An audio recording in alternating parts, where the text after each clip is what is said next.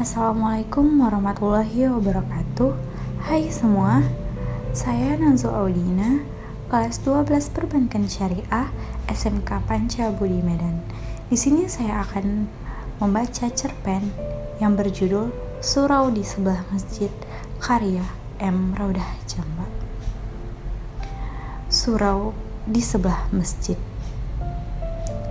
Lelaki yang berdiri antara rumah dan mimbarnya pada taman, di antara taman-taman di surga, berdiri di atas gundukan tanah, bersandar pada sebatang pohon kurma yang menangis menyaksikan naik ke atas mimbar dari kayu. Laksana unta yang menangis kehilangan anaknya. Lalu laki-laki itu memeluknya dan berkata, "Mana yang kau pilih? Hidup subur dan rimbun, atau menjadi pohonan surga?" Lelaki itu lalu menguburnya di bawah mimbar 4 tingkat yang kemudian menjadi puing di peti mati. Hanya tercium aroma wangi. Malam itu surau begitu sepi, cuma diterangi sebatang lilin yang hampir padam dihembus angin malam. Jam di dinding menunjukkan pukul 3. Subuh masih lama. Lelaki itu baru saja mengambil wudhu. Sebelumnya, ia tersentak bangun. Mimpi itu datang lagi, tentang seorang lelaki berwajah suci yang tengah memeluk sebatang pohon kurma. Segera ia berdiri, lurus ke arah kiblat, sambil mengangkat tinggi kedua tangannya. Setelah itu, ia telah tenggelam dalam kekhusyukannya. Rakaat demi rakaat telah dilewatinya. Di sujud terakhir, ia begitu lama mengangkat kepalanya, sementara angin masih memainkan lilin yang terombang-ambing. Suara jangkrik mulai sanyup-sanyup terdengar. Sesekali terdengar kucing berkelahi memecah sunyi. Angin mulai gelisah. Ia bangunkan lelaki itu bersama dari pintu dan jendela. Nyala lilin mengecil. Ia seakan menggigil. Suara kucing sanyup-sanyup terdengar dari kejauhan. Lelaki itu masih dalam sujud panjangnya, seperti tak berkesudahan. Pelan-pelan terdengar takbir. Lelaki itu lalu menyelesaikan rukuk paling akhir, menutup dengan salam. Dengan kekhusyukan yang dalam, lelaki itu menumbuhkan lautan zikir bersama sampan sajadahnya. Ia tertebarkan benih-benih doa. Seketika berubah tunas, lalu menjadi pohon raksasa. Pucuk-pucuknya mulai meraih semesta. Lelaki itu pun dengan tertatih-tatih merih pucuknya. Ia tergesa hendak menyampaikan halnya kepada Sang Pencipta. Entah apa hal yang disampaikan, lelaki itu seketika itu ia pula terisak. Di atas sajadahnya yang mulai membasah, begitu menyambut subuh. Sudah 100 subuh yang dilalui bersama zuhur, asar, maghrib, dan isya. Surau hanya dipadati sunyinya. Laki itulah imam dan makmumnya. Laki itulah nazir dan jamaah yang paling setia. Di setiap bertahan, dia tetap bertahan pada hatinya.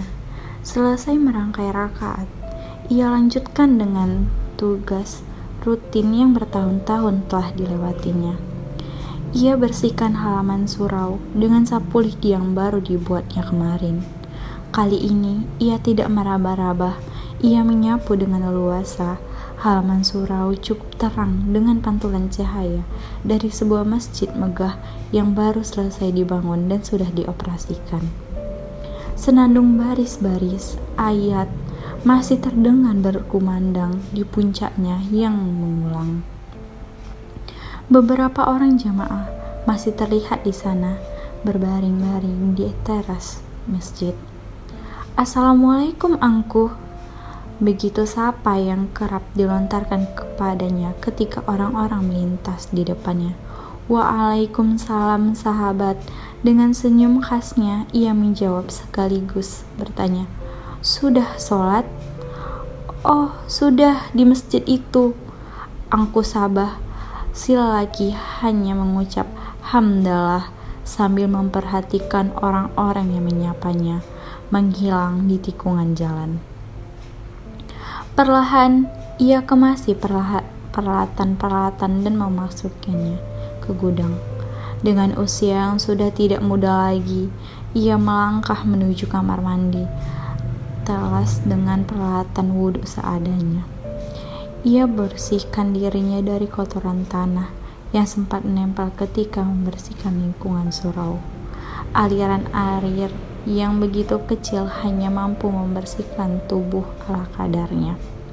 Setelah itu, Angku Sabah menuju ke kamar yang menempel di samping surau. Ia keenakan baju guntingan Cina hasil sedekah dari anak satu-satunya yang kini menetap bersama suaminya di Jakarta. Istrinya telah lama berpulang, 6 bulan sebelum pernikahan anaknya dengan Hasin, teman Nurul, anaknya, yang sekarang menjadi pengusaha pakaian di Jakarta.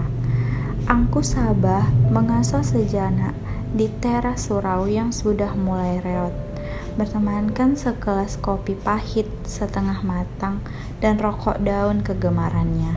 Ia nikmatin hasil kerjanya. Tersenyum-senyum bibirnya ketika seorang anak tanpa sengaja memasuki area surau yang sudah dibersihkannya.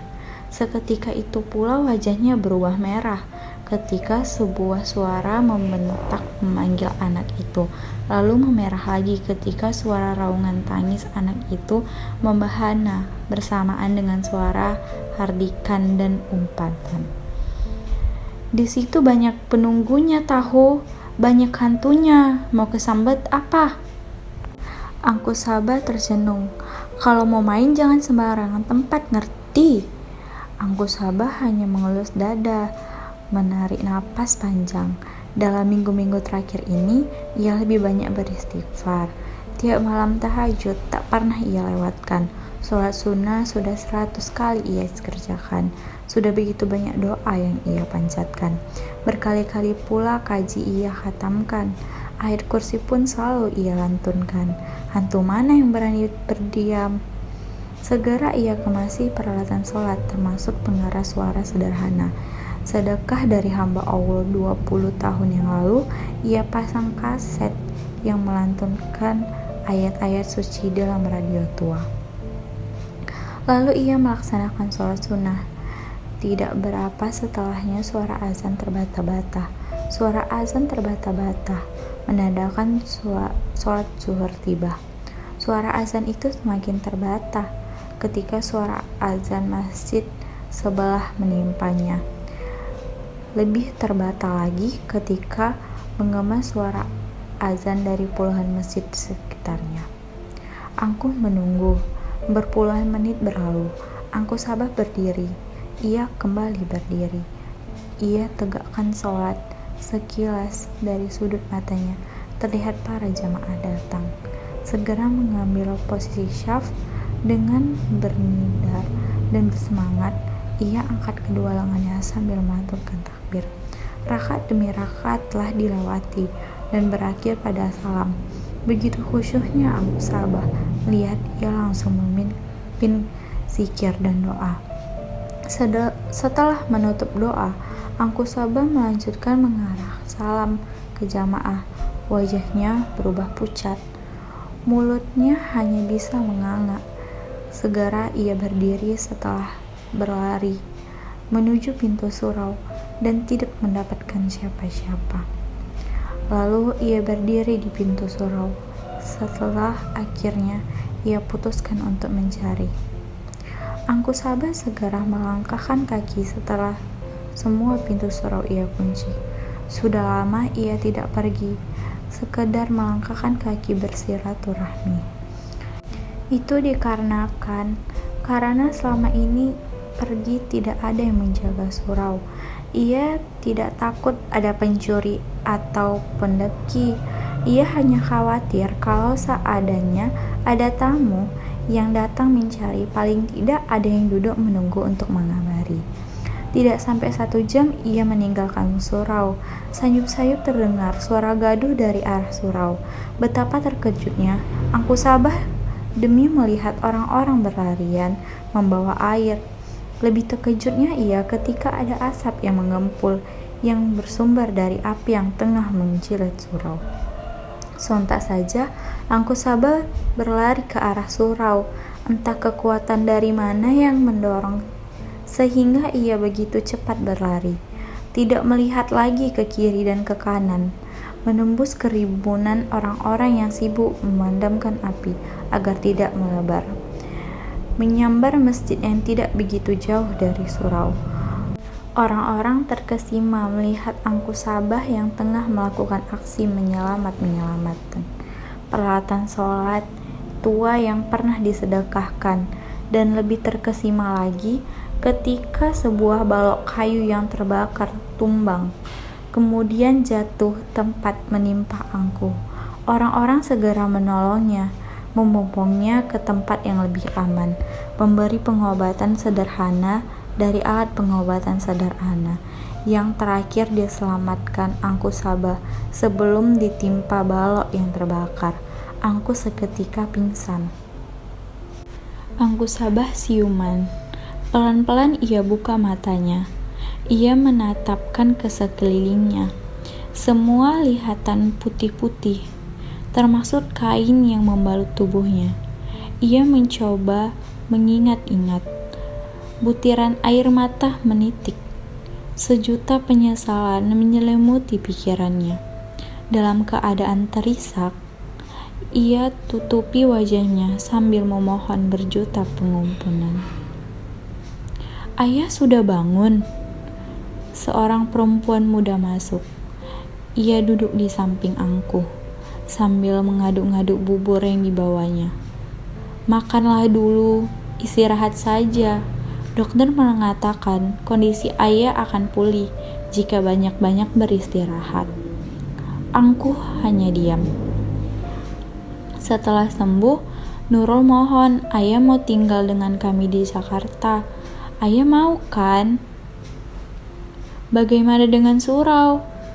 "Ayah, sudahlah, tidak usah pikirkan lagi surau itu.